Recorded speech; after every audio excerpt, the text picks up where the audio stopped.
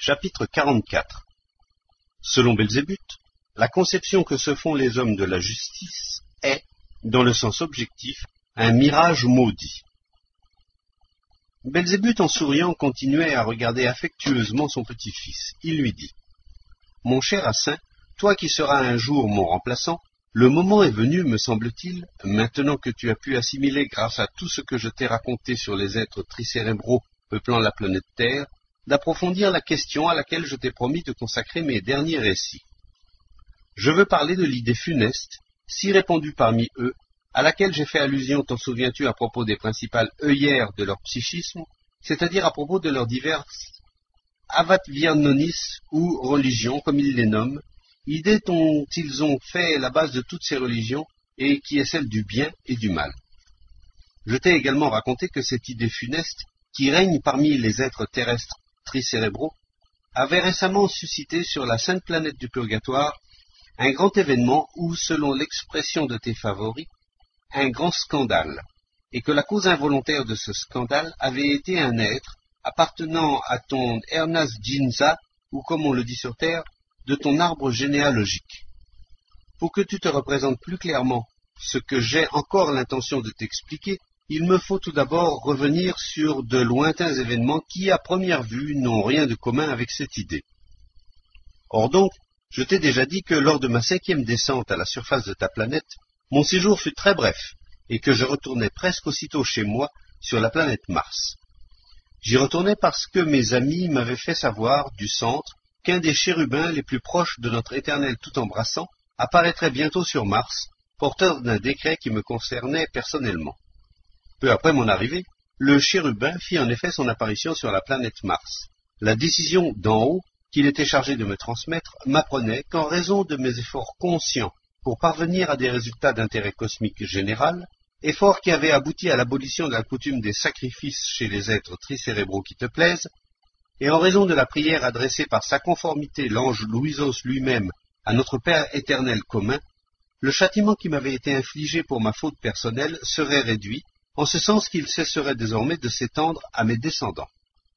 À partir de ce moment-là, il était donc possible à mes enfants, c'est-à-dire à ton père et à ton oncle Twilan, de retourner au centre dès qu'ils le désireraient pour remplir des obligations qui leur correspondraient au sein des innombrables réalisations de notre Père universel.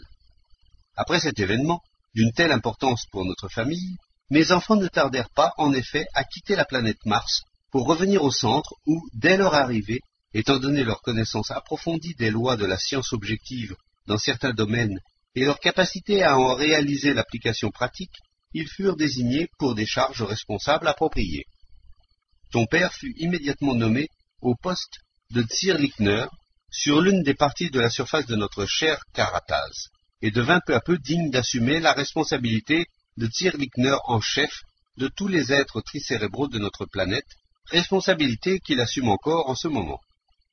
Quant à ton oncle Twilan, il fut enrôlé, je te l'ai déjà dit, parmi les aides du directeur de la station d'hétérogramme de la sainte planète du purgatoire, qui était alors comme aujourd'hui reliée hétérographiquement avec presque toutes les planètes de notre grand univers. Plus tard, il mérita lui aussi d'être nommé au poste de directeur général qu'il occupe encore à présent. Je dois d'ailleurs t'expliquer, mon enfant, pourquoi dès leur arrivée au centre, mes résultats, ou selon l'expression de tes favoris, mes fils, furent jugés dignes d'occuper immédiatement ces postes responsables. Pour que tu en comprennes la raison, il te faut savoir qu'au nombre de ceux qui partagèrent dès le début mon exil, se trouvait le Tsirlikner en chef de notre planète Karataz, le jeune mais déjà très savant, Puludgistus, lequel, après la grâce suprême qui nous fut accordée, mérita de devenir et est encore aujourd'hui l'assistant du grand observateur des mouvements de toutes les concentrations du mégalocosmos, son égaux maintenance, l'archi-séraphin Sherl-Tarna. Or, dès que j'eus commencé à organiser mon observatoire sur la planète Mars, le savant Puludgistus me proposa de le prendre comme inspecteur et intendant de ma nouvelle institution. Bien entendu, j'acceptai aussitôt, car sa connaissance de la position de toutes les grandes et petites concentrations cosmiques et des lois régissant leur soutien réciproque faisait de lui l'une des plus grandes autorités en la matière. Et dès lors, ce grand savant, Puludgistus, vint exister chez moi. Plus tard, lorsque les résultats de mon principe actif furent apparus et se furent formés jusqu'à l'âge voulu, je demandai à ce grand savant Pouloudjicius d'assumer également la charge d'Oskianotzneur, ou, comme l'auraient dit tes favoris, d'éducateur de mes enfants. Il y consentit avec empressement, car se trouvant là-bas dans des conditions inhabituelles, il ne pouvait mettre à profit ses multiples connaissances de manière satisfaisante, et ma proposition lui ouvrait à cet égard un large champ d'activité. À partir de ce moment-là, en dehors du temps réservé à ses obligations, peu nombreuses au commencement, il se consacra entièrement à créer les conditions intérieures et extérieures grâce auxquelles mes fils recevraient des impressions, leur permettant de cristalliser en eux les données électriques nécessaires à une existence responsable, digne d'être tricérébraux. Mes fils s'attachèrent tellement à lui qu'ils ne le quittaient plus, même aux heures où il remplissait ses principales fonctions à l'observatoire. Et jusque dans ces conditions, le bon Pouloudjicius ne cessait d'éclairer leurs raisons et de leur donner des explications pratiques sur l'examen des diverses concentrations, les moyens d'étudier leurs influences réciproques et la signification de ces influences. Il leur expliquait comment et pourquoi telle ou telle concentration cosmique déterminée occupait précisément telle place et leur enseignait les particularités de l'influence réciproque de ces concentrations au cours du processus cosmique général trogo-auto-égocratique. Ainsi, sous la direction de ce savant remarquable, se cristallisèrent dans la présence générale de mes résultats non seulement les données nécessaires à tout être tricérébral responsable, mais quantité d'autres, leur permettant une prise de conscience et une perception directe des vraies informations relatives aux concentrations cosmiques et à leur fonctionnement. Et ce fut justement pendant cette période que se forma peu à peu, chez chacun de mes fils, un intérêt subjectif pour un terrain favori d'étude et d'observation. Ton père, par exemple, aimait à étudier l'influence et le soutien réciproque des concentrations cosmiques situées dans les zones les plus proches de la source première, le très saint soleil absolu, tandis que ton oncle Twilan manifestait un intérêt particulier pour l'observation de la planète Terre et du processus d'existence des êtres tricérébraux qui la peuplent. C'est d'ailleurs moi, dans une certaine mesure, qui avais éveillé en lui cet intérêt, car au temps de mes investigations sur le psychisme de tes favoris, je le chargeais souvent, lorsque j'étais occupé à autre chose, de noter tous les changements qui s'opéraient en eux. Quand mes fils furent sur le point de quitter pour toujours la planète Mars, ton oncle Twilan, tandis que je lui donnais ma bénédiction, me pria avec insistance de lui communiquer périodiquement les résultats de mes observations et de mes études sur l'étrange psychisme des êtres bipèdes de la planète Terre, ce que je lui promis, bien entendu. Ils s'envolèrent alors vers le centre le plus proche de notre Père commun. Dès leur arrivée, ils se révélèrent très compétents quant à la connaissance de la position des concentrations cosmiques, ainsi que de leurs propriétés et particularités, et très versés dans l'art des calculs relatifs à l'ensemble des influences réciproques. Aussi furent-ils immédiatement nommés aux postes responsables dont j'ai parlé. Quand je connus leur lieu permanent d'existence et les postes dont ils avaient été jugés dignes, j'envoyai dès lors à Twilan, comme je le lui avais promis 4 fois par an, selon notre calcul du temps, une copie fidèle de tous les résumés que je faisais de mes observations. De nombreuses années s'étaient écoulées depuis le jour où j'avais envoyé le premier de ces hétérogrammes à Twilan, et j'ignorais tout de ce qu'il en faisait, jusqu'au jour où je fus informé des événements extraordinaires qui se passaient sur la planète du Purgatoire. Il se trouva que le haut-gouverneur de la sainte planète du Purgatoire, le soutien de tous les quarts, l'archichérubin Elk-Gematius, apprit par hasard que l'un des assistants du directeur de la station des hétérogrammes, Twilan, recevait périodiquement du système solaire Ors de très longs messages que lui adressait son père. Il manifesta le désir d'en prendre connaissance et après l'avoir fait, non seulement il s'y intéressa beaucoup, mais il donna même l'ordre à ton oncle Twilan d'en diffuser le texte dans le Tuluk-Tertnitzek, c'est-à-dire ressemble à ce que, jusqu'à un certain point naturellement, à ce que l'on nomme sur Terre la TSF. Donc le Tuluk-Tertnitzek, planétaire général, afin que certains des corps éthriques suprêmes habitant la sainte planète puissent entendre, pour se délasser, s'ils le voulaient, les informations relatives au psychisme des étranges êtres tricérébraux peuplant l'une des plus lointaines planètes de notre mégalocosmos. Ton oncle Twilan fit désormais comme il lui avait été ordonné. Dès qu'il recevait mes hétérogrammes, il les diffusait dans le Tuluk-Tertnitzek, planétaire général, et de cette manière toutes les âmes justes habitant la sainte planète étaient tenues au courant de mes observations et recherches sur cet étrange psychisme. Dès lors, certains corps éthriques suprêmes de la Sainte Planète, qui suivaient très attentivement toutes mes investigations, se mirent à leur tour à réfléchir à l'étrangeté de ce psychisme. Les réflexions de ces bienheureux corps éthriques suprêmes les amenèrent à comprendre qu'il y avait quelque chose de faussé dans le psychisme des êtres tricérébraux de la planète Terre, et ils en vinrent à discerner ce qu'il y avait de suspect à l'origine de ce quelque chose. Beaucoup d'entre eux finirent même par s'indigner sérieusement de ce qui leur semblait à première vue une injustice d'en haut. Au fur et à mesure que ces derniers faisaient part aux autres de leurs impressions, le nombre des âmes justes indignées augmentait, au point que bientôt, dans les tsariorarques, c'est-à-dire les villes de la Sainte Planète, il n'y eut pas d'autre sujet de réflexion ni de conversation. Pour conclure, les habitants de la Sainte Planète choisirent 50 âmes justes qui devaient entreprendre ensemble des recherches et découvrir la vraie raison pour laquelle une telle absurdité apparaît dans le psychisme de ces êtres tricérébraux et interdit tout perfectionnement à la partie éthrique suprême qui, pour diverses raisons, se constitue parfois en certains d'entre eux. Les 50 âmes justes élues étaient précisément celles qui avaient déjà mérité de devenir candidates au retour sur la très sainte source de tout ce qui existe. Et le soutien de tous les cas, l'archichérubin Elk Gematius, gouverneur de la Sainte Planète, non seulement sanctionna le choix de ces 50 âmes bienheureuses, mais leur fit connaître sa décision très miséricordieuse de les aider de toute manière dans l'accomplissement de la tâche qui s'imposait à eux. Ainsi donc, mon enfant, ces 50 candidats au soleil absolu, ayant entrepris leurs recherches, il leur devint évident, après de longues et minutieuses investigations, que la principale cause de toutes les anomalies du psychisme des êtres tricérébraux peuplant cette planète avait été l'apparition de cette idée bien arrêtée, maintenant ancrée en eux, qu'il existe, soi-disant, en dehors de l'essence des êtres, deux facteurs diamétralement opposés, le principe du bien et le principe du mal, qui sont les instigateurs de toutes leurs bonnes et mauvaises manifestations.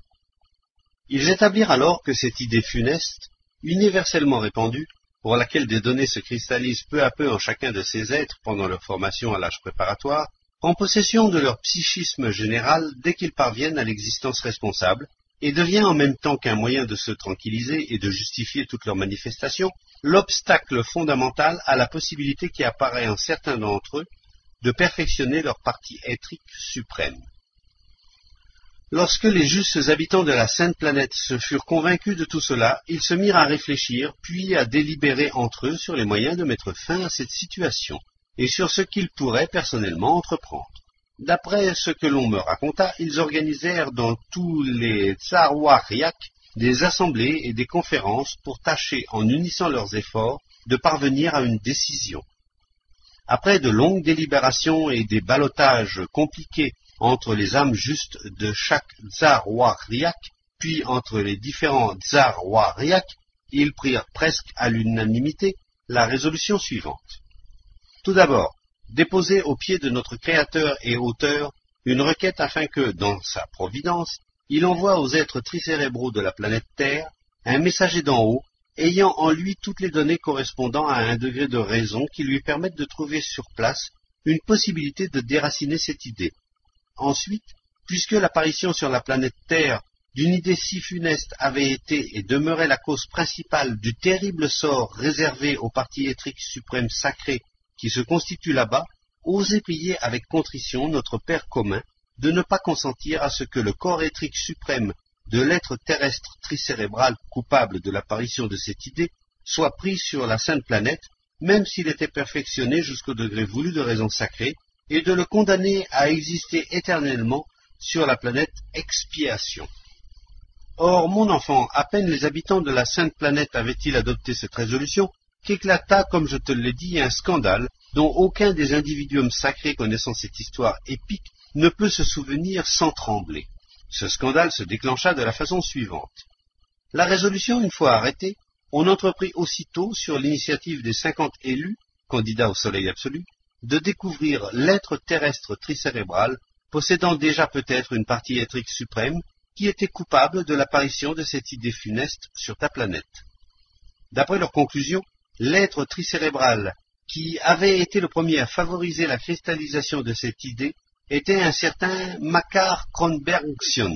dont la partie éthrique suprême, perfectionnée jusqu'au degré voulu de raison, avait non seulement mérité d'aller sur la sainte planète, mais était déjà considérée comme l'une des premières candidates qui serait prise sur le très saint soleil absolu. Comme on me le raconta plus tard, dès que la nouvelle fut connue, un concert de lamentation s'éleva de la sainte planète tout entière. Il n'y eut pas une seule âme juste qui pût penser sans remords à ce fait effrayant. Pendant le quart d'une année, ou presque, on ne fit que parler et discuter de ce scandale sans précédent, et dans chaque Tsarwariak, des commissions et des sous-commissions s'efforcèrent de trouver une issue à cette situation extraordinaire. Et finalement, on adopta, toujours en vertu des mêmes principes, la résolution suivante. Maintenir les conclusions du premier jugement planétaire commun, rendu envers la partie suprême de Makar Konbergsion, mais déposer au pied de notre éternel tout miséricordieux, au nom de tous les habitants de la sainte planète, une requête l'implorant d'alléger cette terrible sentence. Et dès la première apparition de notre Créateur éternel tout miséricordieux sur la sainte planète, cette requête fut déposée à ses pieds. On raconte que notre Créateur tout miséricordieux, après un instant de réflexion, consentit alors à ordonner à cette âme méritante de poursuivre son existence sur la sainte planète tant que l'on ne connaîtrait pas toutes les conséquences de son action néfaste. Bien que cette partie éthérique suprême définitivement constituée fût la cause fondamentale de l'impossibilité d'un perfectionnement achevé pour tous les corps éthériques suprêmes apparaissant dans la présence de certains êtres tricérébraux de ta planète, notre Père commun n'en donna pas moins cet ordre miséricordieux, sans doute parce qu'il espérait que ces êtres finiraient peut-être par se rendre compte de leurs erreurs et se mettraient d'eux-mêmes à exister comme il convient à des êtres tricentriques. Dès lors, il ne serait plus nécessaire d'infliger un châtiment si terrible à la partie suprême de cet être qui était parvenu, en refusant de céder à des conditions adverses indépendantes de lui et très supérieures en force à ses possibilités, et en luttant sans merci contre son propre principe négatif inévitable, à se perfectionner jusqu'au degré qui lui avait permis d'atteindre au seuil du principe de tout ce qui existe dans l'univers. Grâce à l'ordre donné par notre Créateur tout miséricordieux, la partie suprême de ce pauvre Makar Konbergsion existe encore aujourd'hui sur la sainte planète, et désormais son sort dépend exclusivement des êtres tricérébraux qui t'intéressent. Après une pause assez longue, Belzébuth reprit.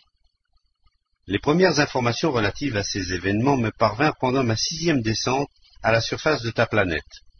J'y pris bien entendu le plus vif intérêt et me mis à mon tour à étudier sur place, en détail, cette pitoyable histoire à laquelle avaient été mêlés tes favoris. Tout d'abord, mon enfant, je trouve nécessaire de t'avouer sincèrement à toi, qui seras mon remplaçant direct, que si les justes habitants de la sainte planète, par toutes sortes de moyens très compliqués, sont arrivés à la conclusion que la principale et même la seule cause des anomalies du psychisme de tes favoris a toujours été cette idée funeste, je ne pourrais quant à moi l'affirmer catégoriquement. Et pourtant on ne saurait nier que cette idée fantastique n'ait joué un grand rôle dans la dilution progressive du psychisme de ces malheureux. Au temps où je m'intéressais à tous ces événements et où j'entrepris des recherches pour reconstituer l'histoire de l'apparition et de la formation de l'individualité de Makar Konbergsion, de nombreuses impressions se déposèrent en moi, cristallisant des données nécessaires à une opinion subjective. Ces recherches spéciales me montrèrent clairement que tout en ayant été le premier à faire usage des termes de bien et de mal, il n'était pour rien dans le fait que ces mots acquirent plus tard, dans le processus d'existence de toutes les générations suivantes de tes favoris, une signification si funeste. Je vais à présent te faire connaître, mon enfant, les informations que je recueillis sur l'apparition de Makar Konbergsion et sur le déroulement du processus de son existence, afin que se cristallisent en toi des données correspondantes favorisant une représentation approximative de ce fait terrestre, affligeant entre tous. Dès que j'eus décidé de m'occuper de cette histoire, chaque fois que je rencontrais un individuum qualifié, je ne manquais pas de m'informer auprès de lui de tout ce qui pouvait jeter quelque lumière sur l'un ou l'autre des aspects de l'individualité de ce Makar Konbergsion. Tu apprendras sans doute avec intérêt que l'un des premiers individuums qui put me donner des informations à ce sujet fut un être âgé de notre tribu qui se montra vraiment très utile. Pendant la conversation, il m'apprit beaucoup de choses et m'indiqua plusieurs sources excellentes d'où je tirai plus tard de nombreuses et profitables informations. L'être âgé dont je parle n'était autre que l'oncle du jeune être de notre tribu qui avait provoqué ma première descente sur cette planète et qui était devenu le régent de tous les membres de notre tribu exilé sur le système Orse. Cet être âgé existait sur le continent Atlantide, précisément à l'époque où Makar Kronbergson y existait lui-même. D'après toutes les informations que je recueillis, et d'après mes diverses méthodes spéciales d'investigation, il se trouva que cet être terrestre tricérébral, du nom de Makar Kronbergson, apparut sur le continent Atlantide comme résultat du processus sacré d'Elmo Arnaud, accompli par deux êtres tricérébraux de sexes différents qui venaient d'atteindre l'âge responsable. Étant donné que ce couple avait à tous égards eu une hérédité saine et que sur ce continent les conditions extérieures d'existence ordinaire étaient encore à peu près normales et se révélèrent particulièrement favorables à ce couple, le résultat de leur processus sacré, c'est-à-dire leur fils, qui fut plus tard appelé Makar Kronbergson, reçut en sa présence à son apparition et pendant les premières années de son enfance des données presque identiques à celles dont disposent à leur avènement, pour acquérir l'être nécessaire à leur future existence responsable, les êtres tricérébraux Keschap-Martniens de toutes les autres planètes de notre mégalocosmos. Et comme ses producteurs, ou comme on dit ses parents, avaient par hasard éprouvé le désir de préparer leurs résultats à devenir un être responsable exerçant la profession de savant, et qu'ils avaient eu la chance de lui trouver des guides qualifiés, celui-ci, une fois parvenu à l'âge responsable, devint un très bon savant, pour la planète Terre, bien entendu. Il se rendit même bientôt digne, par ses mérites scientifiques, de devenir membre de tout droit de la Société des Akeldanés.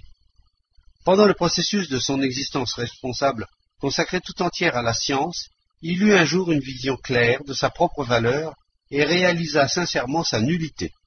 À partir de ce moment-là, en proie à une profonde affliction, il se mit à méditer avec gravité sur son état, et le résultat de ses méditations fut que, dans chacune des parties de sa présence entière, surgit peu à peu l'espoir, puis la conviction définitive que le travail conscient et la souffrance volontaire pourraient le transformer de nullité en quelque chose.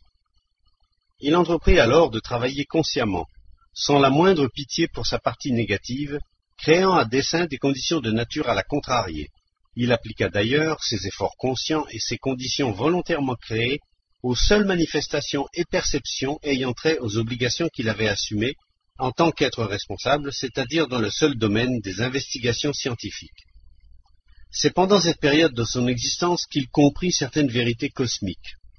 Or, du fait qu'en lui, comme chez la plupart des êtres tricentriques de cette période, se cristallisaient encore les données engendrant l'impulsion éthrique appelée amour de ses semblables, il décida, pour que les autres êtres de sa planète puissent eux aussi prendre connaissance des vérités qu'il avait découvertes, de graver dans le marbre un Bulmarchan intitulé « Influence positive et négative sur l'homme ». On nommait Bulmarchan sur le continent Atlantide ce que les êtres contemporains de là-bas appellent un livre. J'eus l'occasion, au cours de mon 6e séjour là-bas, de voir de mes propres yeux une copie fidèle de ce Bulmarchan faite en défense de Tchirniano et d'en déchiffrer minutieusement le texte. Il sera pour toi très intéressant et très instructif d'apprendre comment la copie du Bulmarchan, gravée de la propre main de Makar Kronbergson, copie que je déchiffrais pendant mon dernier séjour sur ta planète, a pu se conserver jusqu'à l'époque contemporaine. Aussi t'en parlerai-je brièvement. Lorsque l'original de ce Bulmarchan avait été achevé, les autres membres savants de la Société des Akeldanés l'avaient approuvé avec une sincère admiration et placé au centre de la cathédrale mère des êtres appartenant à cette société. Et comme le nombre des êtres qui s'intéressaient au texte de ce Bulmarchan augmentait sans cesse, les chefs de la société décidèrent d'en faire plusieurs copies pour les placer au centre de chacune des cathédrales existant alors dans d'autres villes du continent Atlantide, ainsi que sur d'autres continents. À cette fin, on exécuta 7 copies scrupuleusement exactes en défense de Tchirniano. Ainsi que me le montrèrent mes investigations psychonianiennes, l'une de ces copies était destinée à la cathédrale d'un petit continent nommé Singraka, situé non loin du continent Grabondze. Ce petit continent Singraka, comme celui de l'Atlantide, fut englouti avec tout ce qu'il portait lors de la seconde perturbation transapalnienne que subit cette infortunée planète. Quant au continent Grabondze, que l'on nomme aujourd'hui l'Afrique, il ne disparut pas entièrement dans les profondeurs de la planète, mais subit le même sort que d'autres continents existants encore aujourd'hui, comme par exemple celui d'Asie. Certaines parties furent englouties, tandis que d'autres terres surgirent du fond des eaux et s'unirent aux parties restées intactes pour former le continent tel qu'il est aujourd'hui. Cette copie venait, semble-t-il, d'être transportée sur le continent Grabondze pour être envoyée par la suite à la cathédrale à laquelle elle était destinée lorsque la seconde grande catastrophe bouleversa ton infortunée planète. Cependant, la partie du continent Grabondze où elle se trouvait, ayant été par hasard épargnée, la copie demeura intacte. Après ce terrible événement, l'ouvrage de ce saint en instance, Makar Kombergsion, resta longtemps sous les ruines et fut peu à peu recouvert de Kashiman. Et c'est seulement quelques 30 siècles plus tard, tes favoris s'étant de nouveau multipliés, et un processus de destruction réciproque ayant éclaté dans les environs entre les communautés appelées Filnwanzi et Plitazurali, que les êtres appartenant à la communauté Filnwanzi, en creusant le sable dans l'espoir de trouver de l'eau potable, pour eux et pour leurs chameaux, découvrirent cette copie et la déterrèrent. Peu après, ayant conclu, comme il était déjà d'usage, ce qu'on appelle là-bas une paix amicale, et partagé tout ce qu'ils avaient acquis au cours de ce processus par des moyens également habituels chez eux, moyens qu'ils nomment annexion, pillage, tribut, réquisition et autres, les deux communautés en question prirent chacune la moitié de cette réellement grande œuvre, dont la seule valeur aux yeux des êtres terrestres de cette période tenait à la rareté de la matière. L'une de ces moitiés, passant d'un groupe à l'autre pour diverses raisons, tomba finalement 7 siècles plus tard entre les mains des grands prêtres égyptiens. Cet étrange et original assemblage de plusieurs défenses de Tchirniano, déjà incompréhensible pour eux, leur devint une relique sacrée, et le demeura jusqu'à la période où l'empereur persan, dont je t'ai déjà parlé, survint avec ses troupes et balaya, comme on dit, la malheureuse Égypte. Cette première moitié de la copie du Boulmarshan fut ensuite transportée sur le continent d'Asie et, passant de main en main, échut par héritage vers le milieu de mon 6e séjour au prêtre Aïssor, chez lequel je la vis pour la première fois. Quant à l'autre moitié de cette œuvre, dont il n'y eut jamais et dont il n'y aura jamais d'équivalent là-bas, elle passa, elle aussi, de main en main pour toutes sortes de raisons, parvint dans l'une des régions centrales du continent d'Asie et disparut finalement dans le sol de la planète, bien qu'à une faible profondeur, pendant ce qu'on appelle un tremblement de terre. Je dois t'expliquer à ce propos comment j'obtins sur ces faits et en général sur divers événements semblables survenus longtemps auparavant les informations que je te communique. Je t'ai déjà dit qu'au cours de ma 6e descente sur Terre, j'étais devenu un médecin hypnotiseur professionnel et qu'afin d'étudier le psychisme de tes favoris, j'avais fait, entre autres, usage de l'hypnotisme en me servant d'une originale propriété qu'ils ont acquise en leur psychisme. Pendant la période de mes activités, parmi tes favoris, je soumis certains d'entre eux à une préparation spéciale et fis de ces sujets ce que dans les temps anciens ils appelaient des pittis et ce que les contemporains appellent des médiums. Peuvent être transformés en pittis ou médiums les êtres tricérébraux chez lesquels le fonctionnement interne du corps planétaire s'adapte, soit spontanément sous le seul effet d'une combinaison accidentelle de conditions environnantes, soit sous l'action intentionnelle d'un autre conscient, à toute variation du psychisme général, survenant lors d'une modification soudaine dans la circulation du sang. Chez de tels sujets, rien ne vient s'opposer au libre exercice de diverses particularités de leur psychisme consciemment ou inconsciemment dirigées du dehors, non plus qu'à la prédominance automatique des données encore présentes chez tes favoris,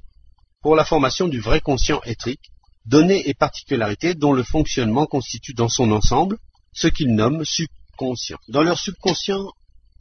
est par hasard resté intact, grâce à de nombreux facteurs constitués en eux, une particularité du psychisme des êtres tricérébraux susceptible de se manifester sous certaines conditions et qui se nomme vision et sensation de ce qui s'est passé dans les temps les plus reculés.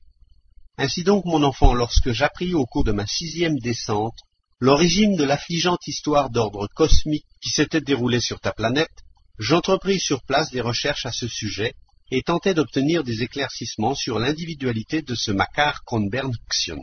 Mais comme beaucoup de temps s'était écoulé depuis ces événements et que toute trace kalzanyuarnienne de l'être du coupable avait déjà disparu, je décidai de ne pas m'en tenir aux formes habituelles d'investigation et de mettre également en œuvre des moyens spi-psycholnaniens.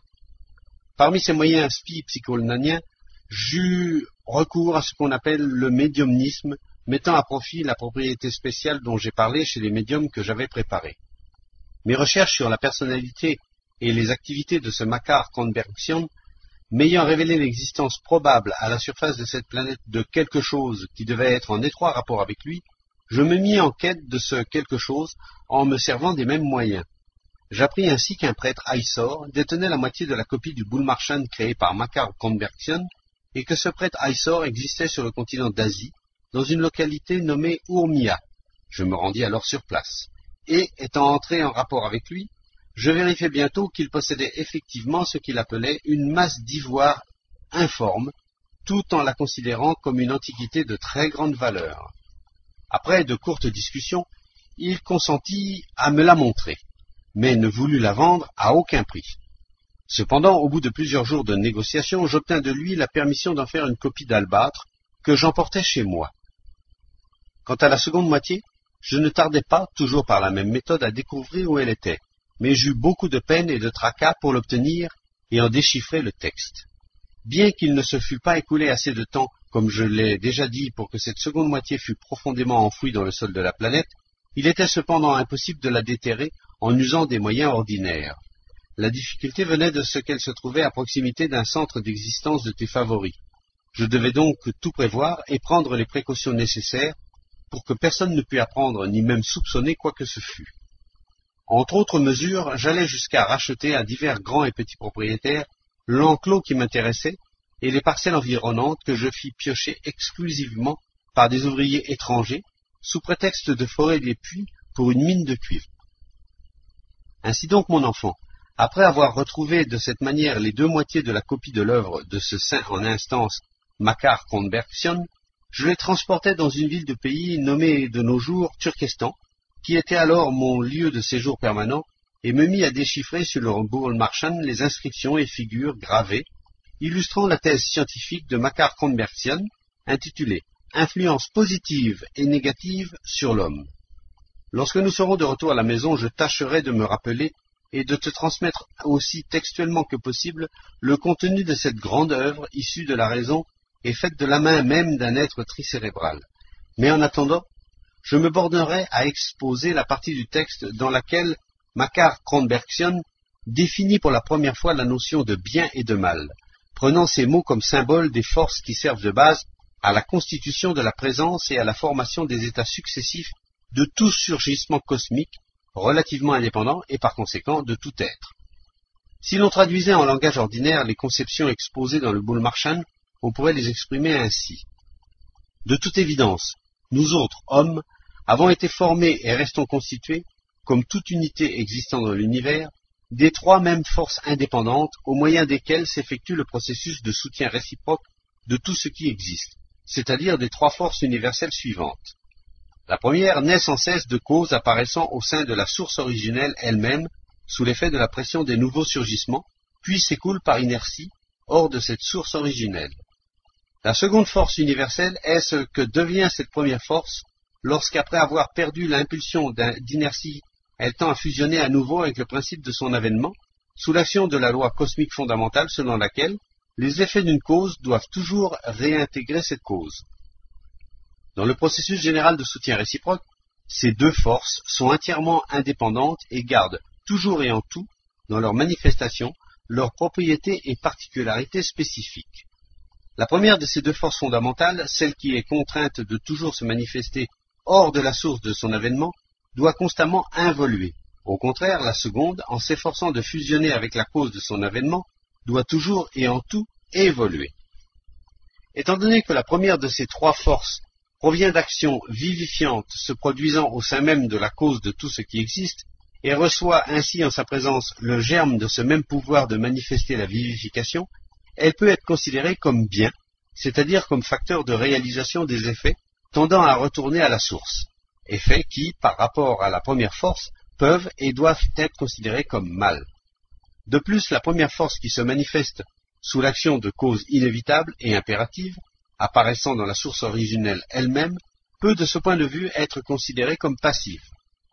La seconde, la force de retour, du fait qu'elle doit toujours résister afin d'avoir la possibilité de réintégrer sa cause, ou tout au moins de se maintenir contre le courant opposé de la première force passive ayant reçu l'impulsion d'inertie du principe premier, doit être considérée comme active. Quant à la troisième force universelle, elle n'est autre que le résultat du conflit qui oppose partout et en tout ces deux forces fondamentales, descendantes et ascendantes. Bien que cette troisième force indépendante ne soit que le résultat des deux premières forces fondamentales, elle est cependant le principe spiritualisant et conciliant de toute formation cosmique. Elle est le principe spiritualisant et conciliant de toute formation cosmique parce qu'elle y surgit et doit y exister en tant que présence aussi longtemps qu'existe cette formation,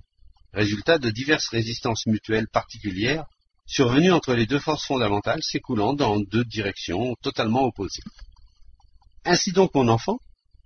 c'est exactement dans ce sens que les mots bien et mal furent employés pour la première fois par cet infortuné Makar Kronbergson.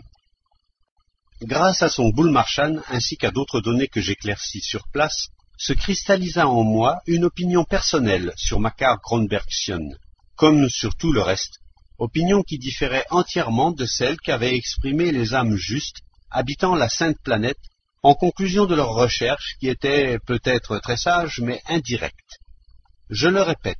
s'il est vrai que l'idée d'un bien et d'un mal extérieur doit son origine à l'individualité de ce Makar Kronbergson, celui-ci, à mon avis, n'est en rien responsable de la forme funeste qu'elle prit. Quoi qu'il en soit, mon enfant, les recherches minutieuses et impartiales que je fis sur place mirent en lumière les faits suivants. Lorsque cette idée eut pris peu à peu une forme maléfique, elle devint pour le psychisme de tes favoris un facteur déterminant propre à cristalliser en leur présence générale des données correspondant à la notion fantastique qu'il existerait en dehors d'eux des sources objectives de bien et de mal, exerçant une action sur leur essence.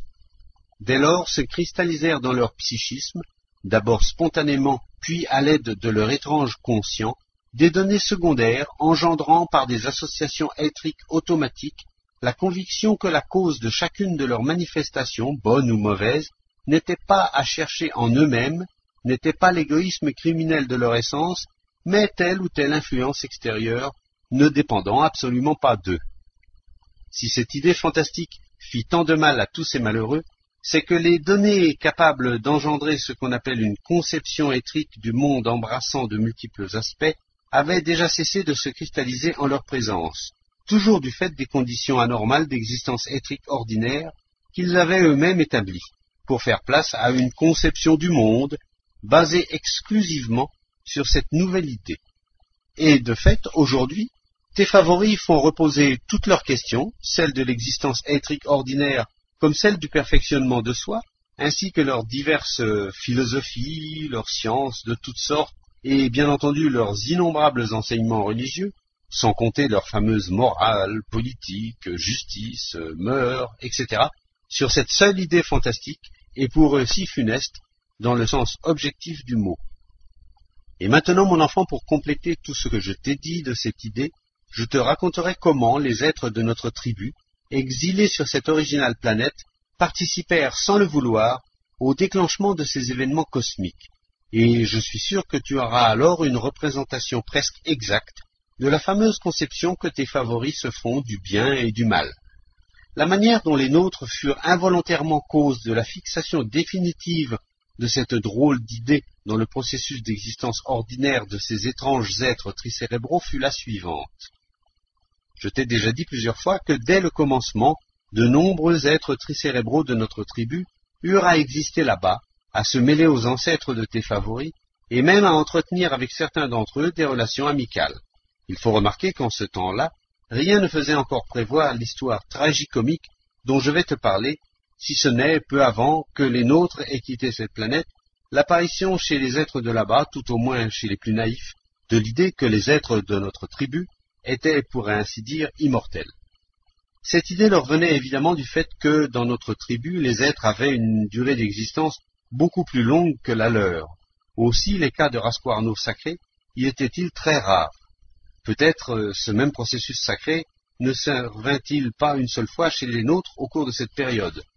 Je le répète, à part ce que je viens de dire, rien de particulier ne se passa là-bas du temps où les nôtres existaient parmi eux. Mais plus tard, pour certaines raisons, le désir ayant été exprimé d'en haut, de voir le nombre des êtres de notre tribu existant sur la planète Terre diminuer le plus possible, La plupart émigrèrent sur d'autres planètes du même système, et quelques-uns seulement demeurèrent parmi tes favoris. C'est alors que commença l'histoire comique, à laquelle les vrais noms de certains des nôtres sont mêlés aujourd'hui. Les événements qui donnèrent lieu à la singulière coïncidence par laquelle ces étranges êtres tricérébraux mêlent le nom d'êtres de notre tribu à leur idée fantastique furent les suivants. Peu après le départ des nôtres, un certain Armanaturga, qui existait à l'époque où fleurissait la civilisation ticliamwishienne et qui exerçait la profession de grand prêtre, comptant même parmi ceux que les autres regardaient alors comme de grands prêtres savants, édifia tout un enseignement religieux sur cette idée funeste. Il expliqua pour la première fois dans cet enseignement religieux que certains esprits invisibles, existant parmi eux, propageaient le bien et le mal extérieur et forçaient les hommes à recevoir et à manifester ce bien et ce mal. Les esprits propagateurs du bien étaient appelés des anges, les esprits propagateurs du mal des diables. Les anges, porteurs et propagateurs du bien, c'est-à-dire de ce qu'il y a de plus haut et de plus divin, étant eux-mêmes hauts et divins, ne peuvent jamais être vus ni sentis par les hommes. Par contre, les diables, étant de la plus basse origine, puisqu'ils viennent du fond des abîmes, peuvent être vus par les hommes. Et si en fait les hommes ne voient pas toujours les diables, c'est uniquement parce qu'ils sont sous leur emprise. C'est pourquoi, plus l'homme devient injuste, plus s'accroît pour son œil la visibilité des diables. Ce nouvel enseignement religieux connut une large diffusion, et certains de tes favoris, apprenant d'après les récits de leurs ancêtres qu'il existait jadis sur terre des êtres soi-disant immortels qui avaient soudain disparu, décidèrent de répandre le bruit qu'il s'agissait là, de toute évidence, des diables eux-mêmes, lesquels, prévoyant l'apparition d'un véritable enseignement religieux et craignant d'être dépistés par les hommes, s'étaient rendus invisibles mais continuaient en réalité à exister parmi eux. Et les vrais noms de certains membres de notre tribu, parvenus par hasard aux êtres de l'époque où apparut cet enseignement religieux, reçurent alors une signification toute particulière, puis se transmirent de génération en génération jusqu'à tes favoris contemporains. Ils n'ont cessé d'associer à ces noms toutes sortes de rôles fantastiques qui, dans leur imagination, sont l'apanage de la corporation des êtres diables, soi-disant organisés par notre Créateur lui-même, et envoyés sur leur planète pour s'acharner sur eux. Bref,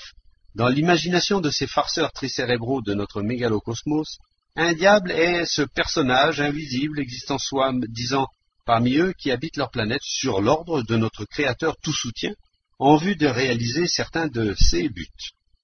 Ces diables seraient obligés de suggérer aux êtres hommes toutes sortes de vérités et de contre-vérités, et de les forcer à manifester chaque instant les innombrables vilaineries qui constituent déjà une particularité de leur présence. Bien entendu, pas un seul d'entre eux ne soupçonne que si toutes ces vilaineries ont cours chez eux, c'est uniquement parce qu'en existant de manière indigne, ils ont laissé se développer en eux ce funeste Dieu intérieur que j'ai appelé auto-tranquillisateur, qui exerce un pouvoir absolu sur tout leur psychisme, et à qui seule cette idée de bien et de mal extérieur est nécessaire. En tout cas, cette idée fantastique fit une énorme réclame à notre incomparable Lucifer pour la gloire et la louange de son nom, car nulle part dans l'univers ses talents ne sont loués ni glorifiés comme ils le sont chez tes favoris. À cet endroit du récit de Belzébuth, un des serviteurs du vaisseau cosmique Karnak entra dans la salle où avaient lieu les conversations et remit à Belzébuth un Leituchambros qui lui était adressé. Avant de sortir, il annonça joyeusement à tous que les reflets de la sphère de la planète Karataz étaient déjà visibles.